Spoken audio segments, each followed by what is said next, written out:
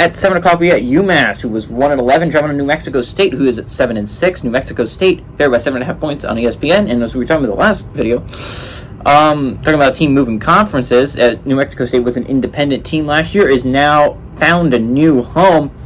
UMass, on the other hand, is still an independent school, so it's going to be an interesting battle between a former independent and an independent. UMass last year, Tyson Fulmanchan was their leading passer. He went 2 of 5 for 13 yards, 0 touchdowns, and 1 interception. That's who they're returning at quarterback. Kayron Adams had 84 carries for 297 yards and a touchdown. George Johnson III had 28 catches for 402 yards and a touchdown. New Mexico State returns a baller in Diego Pavia. Diego Pavia, not the most talented quarterback in the world, but he won games for the Aztecs last year. And this was New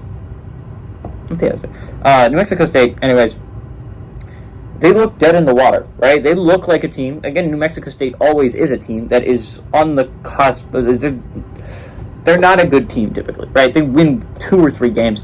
Diego Pavia came in for New Mexico State and made this a 6-6 team. He came in and he played his butt off in the bowl game and got them the victory that made them 7-6 last year.